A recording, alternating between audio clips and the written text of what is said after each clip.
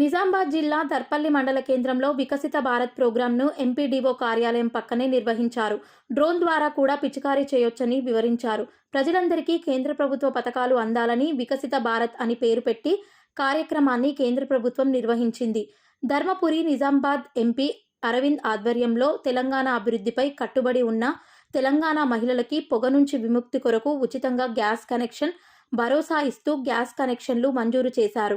పేదలకు సహకారం చేస్తూ ప్రధానమంత్రి ఆవాస్ యోజన పథకం కింద 2.33 లక్షల పైగా ఇల్లు నిర్మాణం జరిగింది. ప్రజలకు సురక్షిత తాగునీరు కల్పించారు.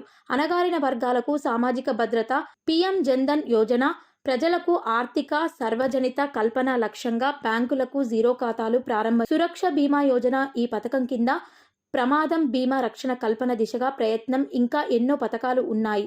వాటి గురించి ఈ వికసిత భారత్ ప్రోగ్రామ్స్ కార్యక్రమం అయిపోయిన తర్వాత ఏ గ్రామంలో ఉన్నవారు ఆ గ్రామంలో బీజేపీ కార్యకర్తలు వెళ్లి వివరించాలి. అవసరమైతే పథకంలో నిబంధనల ప్రకారం వారికి అనుకూలంగా సమాధానం తెలిపారు. ఈ కార్యక్రమంలో MPDO Laxman, MPO Rajesh, IKP Sunitha, BJP మండల అధ్యక్షుడు లోలం గంగారెడ్డి తదితరులు పాల్గొన్నారు. అందుబాటు ధరల్లో నాణ్యమైన మందుల లభ్యత రాష్ట్రంలో పనిచేస్తున్న జన ఔషధ దుకాణాలు 186 ఉన్నాయి. సాధికారతపై మహిళలకు భరోసా. ప్రధానమంత్రి ఉజ్వల యోజన కింద దారిద్ర్యరేఖకు దిగువన ఉన్న ఇక్కడ తెలంగాణ మహిళలకు పొగ నుంచి విముక్తి భరోసా ఇస్తూ 11.52 లక్షల మందికి ఉజ్వల గ్యాస్ కనెక్షన్ ఇవ్వడం జరిగింది. గ్యాస్ కనెక్షన్లు, ఉజ్వల గ్యాస్ కనెక్షన్లు 11.52 లక్షల మందికి. దీన్ని ఏమంటారు అంటే ఉజ్వల గ్యాస్ కనెక్షన్లు. దాని తర్వాత పేదల సొంతింటి కలను సాకారం చేస్తూ ప్రధానమంత్రి ఆవాస్ యోజన కింద 2.33 లక్షలకు పైగా ఇళ్ల నిర్మాణం చేయడం జరిగింది. 2.33 లక్షల ఇళ్ల నిర్మాణం చేయడం జరిగింది. ప్రజలకు సురక్షిత తాగునీటి సదుపాయాలు కల్పిస్తూ సుమారు 54 లక్షల కుళాయి కనెక్షన్లు ఇవ్వడం జరిగింది. అంటే నల్ల కనెక్షన్లు ఇవ్వడం జరిగింది మన ప్రధానమంత్రి మోడీ గారు. అణగారిన వర్గాలకు సామాజిక భద్రత. వాళ్ళకి ఎవరైనా నిరుపేదలు ఉంటే వాళ్ళకు అరే ఈ రోజు గడవది, ఏ విధంగా ఏం తినాలి, ఎట్లా చేసుకోవాలి అంటే కష్టపడే పని చేసే శక్తి ఉండదు. పెద్దవాళ్ళు అవుతారు, 65 దాటిన వాళ్ళు ఉంటారు, 65 ఏళ్ళు దాటిన ఉంటారు, నిరుపేదలు ఉంటారు. వాళ్ళ కోసం సామాజిక భద్రత. పీఎం జన్ధన్ యోజన ప్రజలకు ఆర్థిక సార్వజనీనతకు కల్పన లక్ష్యంగా 1.13 కోట్ల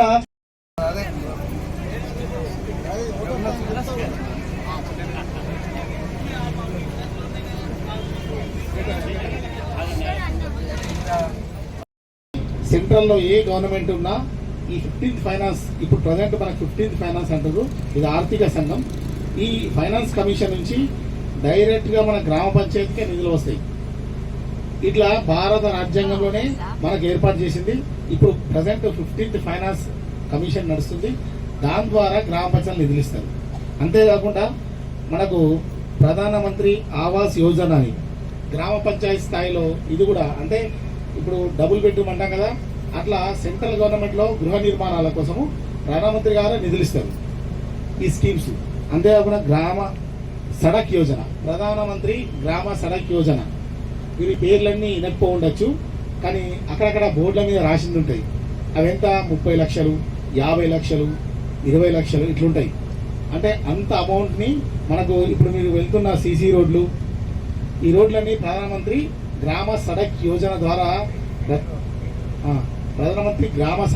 ద్వారా వేయడం జరిగింది. అంటే అక్కడ నుంచి సెంట్రల్ నుంచి ఒక గ్రామ పంచాయతీ లెవెల్ సెంట్రల్ గవర్నమెంట్ ఆలోచిస్తుంది. ఇదే మన భారత రాజ్యాంగం యొక్క మన విజయం. గ్రామ స్థాయిలో సెంట్రల్ పథకాలు ఉంటాయి. మీ అందరికీ తెలుసు, గ్రామ స్థాయిలో సెంట్రల్ పథకాలు చాలా అమలవుతున్నాయి. కానీ మనకి ఇది సెంట్రలా ఇది స్టేటా అనకుండా మనం దాన్ని లబ్ధి పొందుతున్నాం. ఆ ఉద్దేశంతో సెంట్రల్ గవర్నమెంట్ మీకు కూడా తెలవాలి ఈ పథకం ఏంది. రేపు మీరు ప్రశ్నించాలి, ఎందుకు ఇస్తలేదు, మీరు ఏ కారణం ద్వారా వస్తలేదు, రెండోది నేను ఎలిజిబులా కాదా, నేను అప్లై చేసుకోవాలంటే ఎట్లా అనే ఉద్దేశంలో మన గౌరవ ప్రధానమంత్రి గారు అమృత్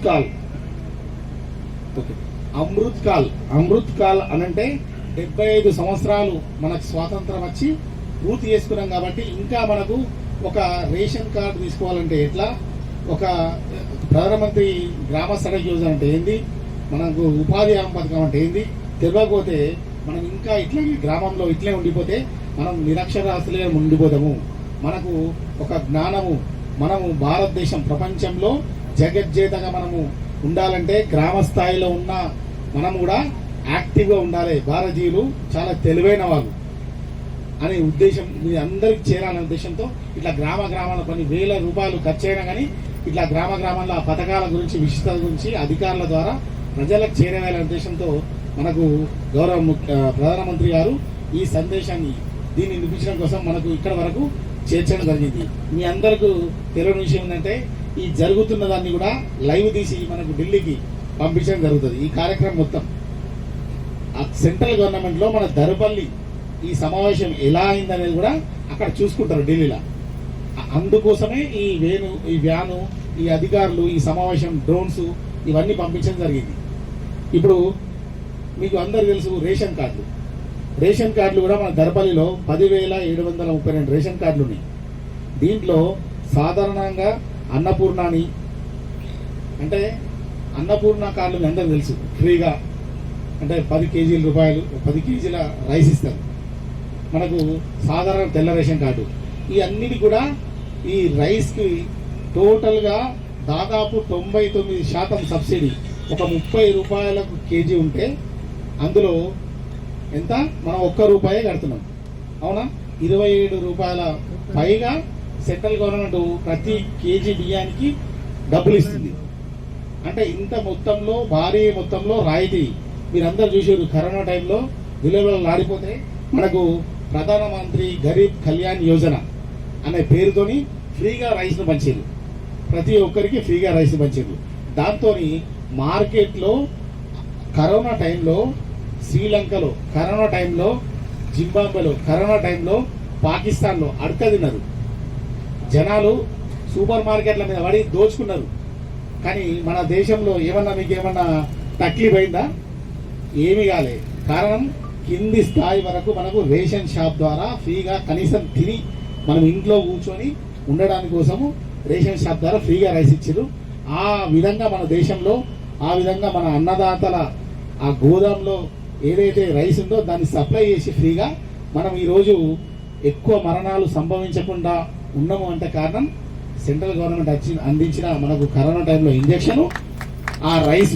దాని ద్వారా మనం చాలా స్వేచ్ఛగా ఈరోజు మనం ఆయువు ఉంది, ఈరోజు మనము ప్రాణం ఉంది, మన పిల్లలు ఆరోగ్యంగా ఉన్నారంటే ఆ కరోనా టైంలో విలువలాడి బతుకుతున్నాం మనం. ఆ టైంలో మనకు ఏమైంది, ప్రపంచం మొత్తం భయపడి లక్షలలో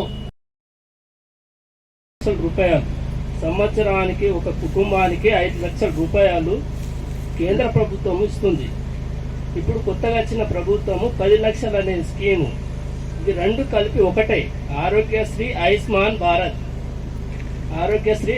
భారత్ అని రెండు కలిపి ఒకటే. ఆరోగ్యశ్రీ ఉన్న హాస్పిటల్నే ఆయుష్మాన్ భారత్ ఉంటుంది. ఇంకోటి ఆయుష్మాన్ భారత్ కార్డ్ ఎట్లా అంటే జారీ కొత్త ration card Aadhaar card last year అందరు దాదాపు ఈకేవైసీ చేయించుకుని వాళ్ళు ఉంటే గవర్నమెంట్ హాస్పిటల్ వెళ్తే వాళ్ళు చేసిస్తారు, లేదంటే మీ సేవకి వెళ్ళినా చేసిస్తారు. ఇంకోటి అబ్బా కార్డ్ అనేది ఫ్యూచర్లో ఐడి కొరకు. అబ్బా కార్డు ఆరోగ్యశ్రీ కార్డు కాదు, ఆరోగ్యశ్రీ కార్డు వేరు, అబ్బా కార్డు వేరు. అబ్బా కార్డు ఫ్యూచర్లో ఐడి కొరకు. అబ్బా కార్డు కొరకు ఆశా వర్కర్లకు ఏఎన్ఎం వాళ్ళకు కలిస్తే మీకు అబ్బా కార్డు చేస్తారు. ఇంకోటి ఆయుష్మాన్ భారత్ ఆరోగ్యశ్రీ మన నిజామాబాద్లో 30 హాస్పిటల్స్ ఉన్నాయి. ఆరోగ్యశ్రీ ఆయుష్మాన్ భారత్ మన నిజామాబాద్లో 30 హాస్పిటల్స్ ఉన్నాయి. ఏంటంటే ఒకటి చిన్నపిల్లల నుంచి పెద్దల వరకు హాస్పిటల్తో లక్షలతో కూడుకున్నది కదా. అందుకే ప్రతి ఒక్కరికి ఉచిత వైద్యం అనేది విధంగా కేంద్ర ప్రభుత్వం ప్రవేశపెట్టింది. ఇది 2001లో ఆయుష్మాన్ భారత్ ప్రవేశపెట్టింది. ఇంకోటి స్టేట్ గవర్నమెంట్ వచ్చేసి 2008లో ఆరోగ్యశ్రీని ప్రవేశపెట్టింది. రెండు కలిపి ఆరోగ్యశ్రీ ఆయుష్మాన్ భారత్. ఇప్పుడు మనకు రకరకాల వ్యాధులు ఉంటాయి కదా, అందులో మన ప్రొసీజర్లు 1672 రకాల వ్యాధులకు ఆరోగ్యశ్రీ కింద ఉచిత వైద్యం ఇస్తుంది. 1672.